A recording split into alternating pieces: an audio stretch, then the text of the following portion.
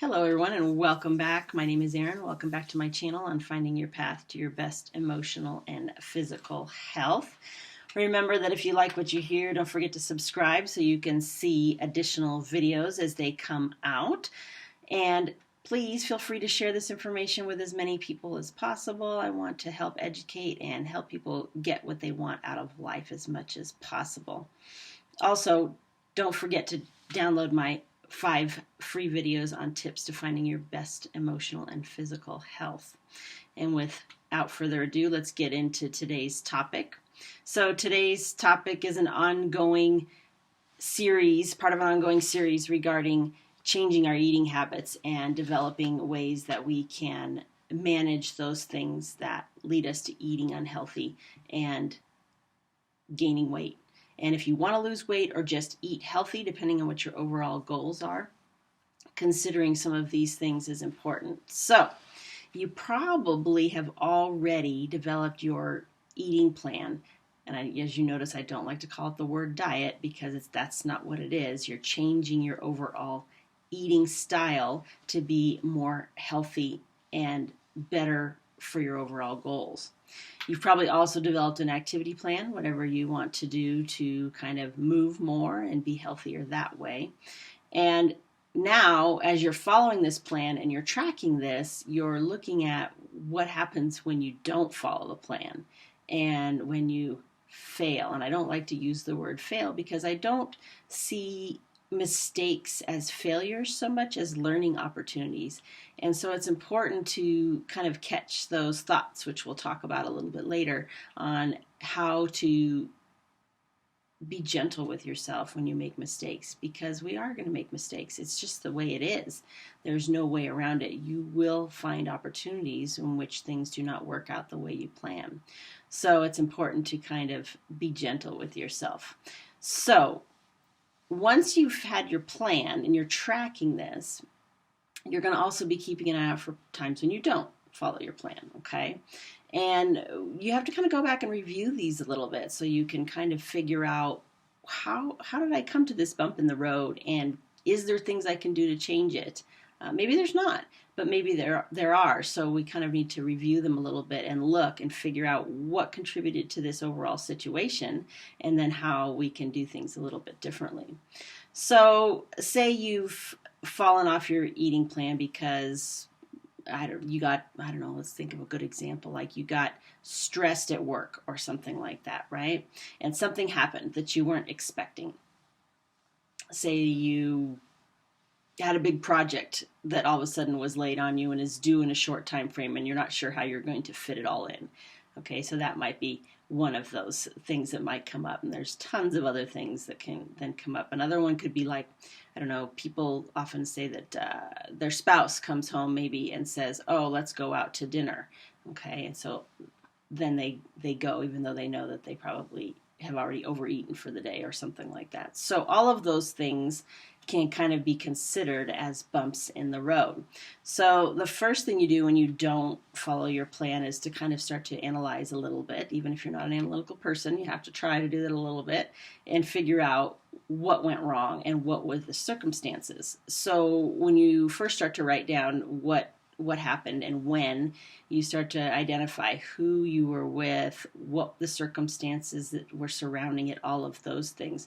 When you start writing those things down, and I really highly advise writing them down, you can start to figure out some of the underlying emotions, which are going to be important to address, which we'll talk about, and the underlying thought processes that can be a challenge. So that act of writing things down really will put you in the moment and help those things come back out because they were there in the moment, but you may have experienced them really quickly and not maintained that sense of whatever you were feeling or thinking. So once you started to write down the circumstances, those feelings might come up, and then you can identify, what was I feeling in the moment? If I was at work, was I stressed or overwhelmed? If it has to do with family, was I pressured? Did I feel the need to please somebody? Those kinds of things can all be a factor. Then after that emotion starts to come up, it's easier to kind of identify what are some of the automatic negative thoughts that come out after that as well. And some of those things can be really simple, like I have to get this done or I'm a failure, right? Or it could be something like I need to please this person or do what they want, and my needs don't matter. I need to just do something quickly and not worry about it. There's all kinds of negative thoughts, or my needs can be met later. I'm not important right now. All of those negative thoughts can come up when you're faced with a situation that you're doing something that maybe goes against what you want to do. And you have to kind of figure out what are some of those stories that you're telling yourself. And they're typically linked to other things, but we'll kind of get into that a little bit later in some of other videos. But once you identify what they are, you can provide some challenges for them, and we'll get into more depth about treating those kind of triggers and the negative thoughts in another video. But once you figure out that they're there, it's a way to start, right? I have sat across from many people that realize, oh my, I tell myself that I'm a failure or I'll never be successful all the time. And when they come to that realization, they're just like, I don't know what to say or what to think. And then they're like, how do I stop this? And then we have to kind of go through a little bit of how things can be different. So there is hope for that, but we'll get to that in another video.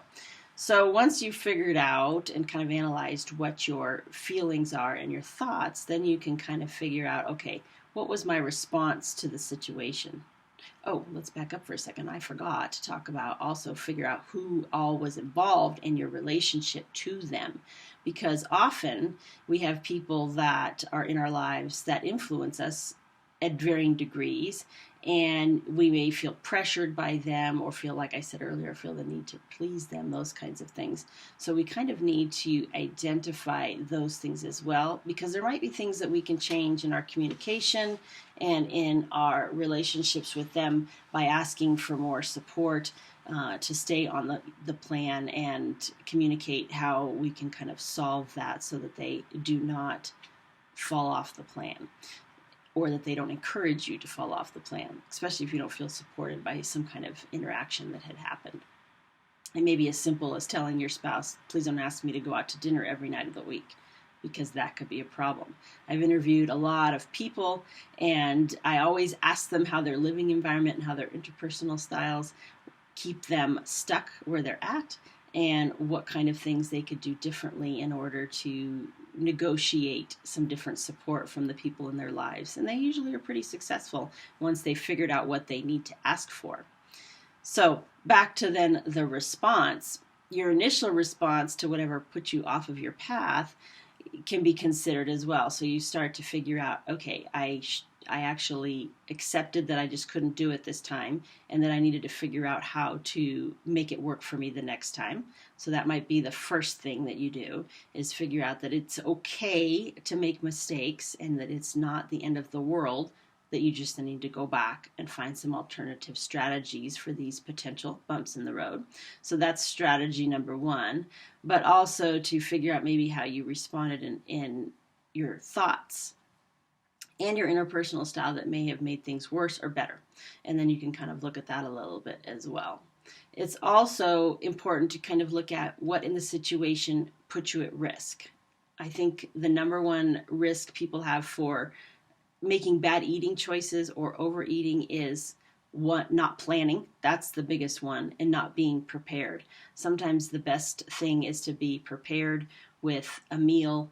I think people that don't plan to take their meals to work, they're the ones that end up eating fast food or eating too much of what's the junk food around the office. Those kinds of things really play into the overall problematic eating behavior. So those are the number one risk factors. But there can be other things where you're putting yourself at risk, like not negotiating support from a spouse, that kinds of things. So then you also have to kind of look at the overall bump in the road and say, is this likely to happen again? If it's something that happens at work, answer is probably yes. If it's something that happens with your spouse or your family, probably yes as well, because things come up. And so you have to figure out, okay, how am I going to deal with those as they come up?